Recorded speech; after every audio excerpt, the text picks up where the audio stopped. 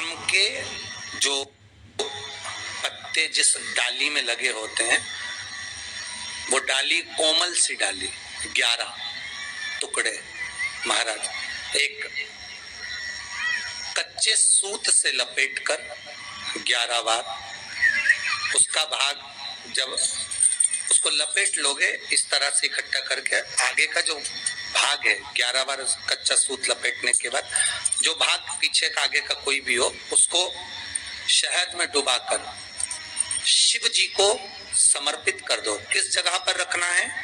अशोक सुंदरी वाली जगह। अशोक सुंदरी की जगह जानते हो आप लोग, पहले भी आपको बताया है, आज फिर आपको वर्णन कर दूं। जैसे ये गोल जलाधारी है, ये शिवलिंग रखा है, ये दो जहां से पानी बह रहा है बाबा के चरणारविंद, राइट में श्री गणेश जी का स्थान, लेफ्ट में कार्तिकेय का स्थान, बीच में अशोक सुंदरी की जगह। शंकर भगवान की 6 लड़कियां हैं। भगवान शंकर के 13 बच्चे, 13 बच्चों में से 6 लड़कियां, उस 6 लड़कियों में से एक लड़की का स्थान, भगवान शंकर की एक बेटी का स्थान, अशोक सुंदरी का स्थान सामने पद्म पुराण में स्पष्ट किया। ये स्थान अशोक सुंदरी का। शंकर भगवान की जलाधारी में पार्वती जी का हस्त कमल, ऊपर से जो एक एक बूंद पानी गिरता है, ये शंकर भगवान की 5 लड़कियों का स्थान है। जया, विषहरा, शामरी बारी, दौतली और देव। शंकर भगवान की 5 लड़कियां भगवान शंकर के मस्तक पे जल की धार गिरा रही। बीच में जो अशोक सुंदरी का स्थान है महाराज, उस जगह पर शहद का मुख, जो शहद आपने भिंगोया है, उस शहद का मुख शंकर जी की ओर कर कर इसी चैत्र के महीने में, इन्हीं नवरात्रि में शंकर भगवान के उस अशोक सुंदरी की जगह पर शहद का भाग शिव जी की ओर रख दें। महाराज अगर घर में संपदा की कमी हो या कोई पैसा खा गया हो, रुपया नहीं दे रहा हो, पैसा अटक गया हो, तो उस शहद को शिव जी की ओर मुख कर कर उस आम के पल्लव की जो डंडी है उसको 11 डंडी को वहां रख दीजिए और उससे अपनी कामना कर कर आ जाइए। हो सके उस शहद में से थोड़ा सा शहद किसी रुमाल पर, किसी कपड़े में लगाकर उसको रख लीजिए। जिस व्यक्ति से पैसे लेना है, जिस व्यक्ति से पैसे मांग रहे हो, उससे एक बार जाकर मिल लीजिए, एक बार उसको खबर कर दीजिए।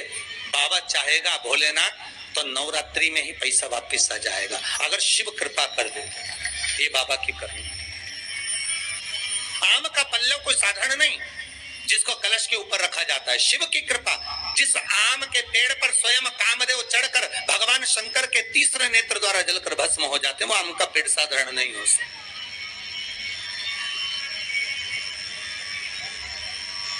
सहज नहीं है।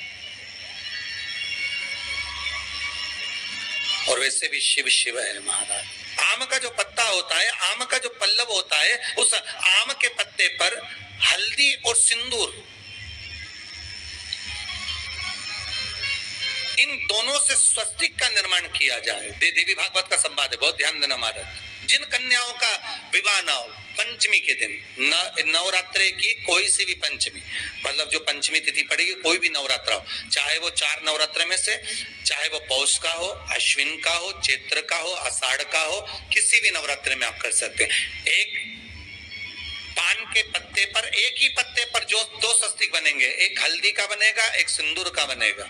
बस अंतर इतना है, जो हल्दी का स्वस्तिक है उस पर कंकु के चावल अर्थात रौली के चावल, रोली कुंकू के चावल रखना है, और जो सिंदूर का है उस पे हल्दी के चावल रखना है। इतना रखकर जिस लड़का लड़की का विवाह नहीं होता उसकी हथेली पर रखकर उसका नाम और गोत्र बोलकर महाराज उसको ले जाकर नीम के पेड़ के नीचे उसको रख दिया जाता है।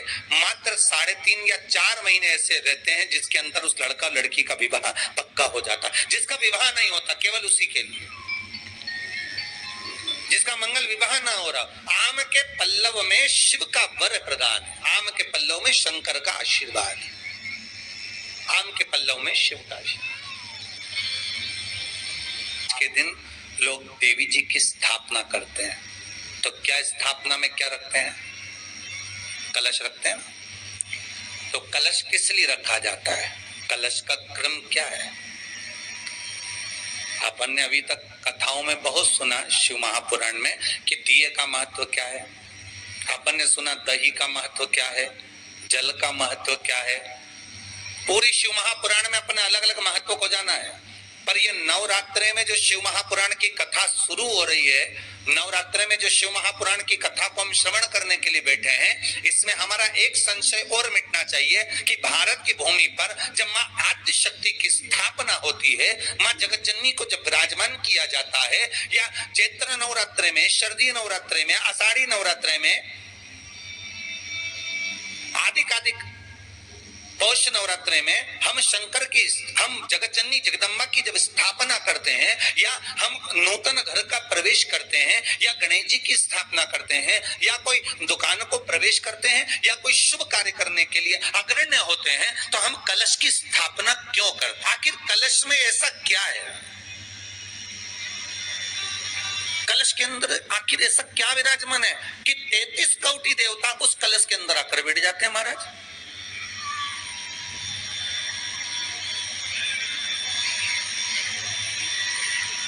आप कोई यज्ञ करने जा रहे हो, आप कोई पोथी पुराण करने जा रहे हो, आप कोई अच्छा कार्य करने जा रहे हो, तो ब्राह्मण देवता कह देते कलश की स्थापना होगी, कलश की शोभा यात्रा निकलेगी, कलश यात्रा निकलेगी, कलश विराजमान होगा। और आज हर की पौड़ी पर, प्रयागराज में, या उज्जैनी में, नासिक में जो बड़े बड़े कुंभ के मेले होते, कुंभ का मतलब भी तो कलश से होता, उसकी महत्वता क्यों है? उस कुंभ की, उस घड़े की महत्वता कहां से प्रकट हो गई?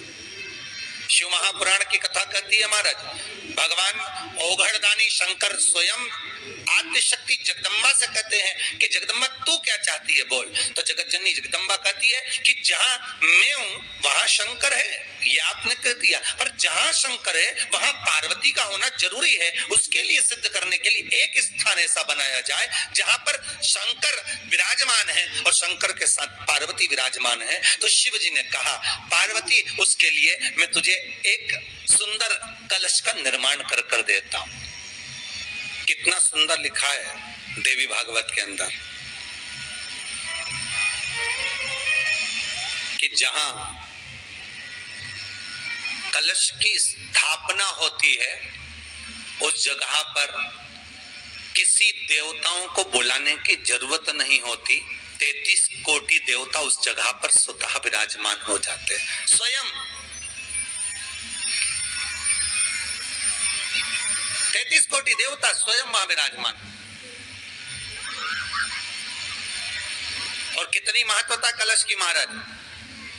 आप लोगों से भी निवेदन है, क्षेत्रीय प्रतिपदा है आज, जिनके घर में ज्यादा रोग हो, बीमारी हो, ज्यादा तकलीफें आ रही हो, कष्ट बढ़ रहा हो, बीमारियां बढ़ रही हो, या भय लग रहा हो, डर लग रहा हो, हृदय चित्त में कहीं ना कहीं आपको भय का भान हो रहा हो, तो एक लोटा पानी, एक कलश में जल भर कर रख लीजिए और रात भर उसको रखे रहने दो। नवरात्र चल रहा है, उस कलश को रात भर रखकर सुबह सुबह उस कलश में एक बेलपत्र डालकर उस जल को नीम के पेड़ के नीचे, जहां चैत्री नवरात्रे में नीम के पेड़ के नीचे सारी विद्याएं, आद्य शक्तियां, सारी देवी उस नीम के पेड़ के नीचे विराजमान रहती हैं। उस कलश में एक बेलपत्र डालकर रात भर रखकर उस जल को पूरे घर में घुमाकर उस नीम के पेड़ के नीचे समर्पित कर दीजिए महाराज। घर में भय लगना बंद हो जाएगा, कोई बड़ी बीमारी आपको घेरेगी नहीं और उस बीमारी से, उस रोग से आप मुक्त रहेंगे। उस बीमारी से, उस रोग से आप मुक्त पाएंगे, वो बीमारी आपको घेरने।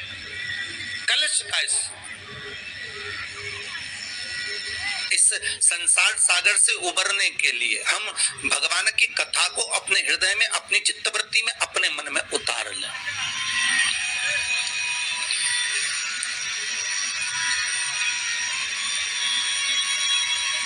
कलिकाल में बहुत सारे साधन है।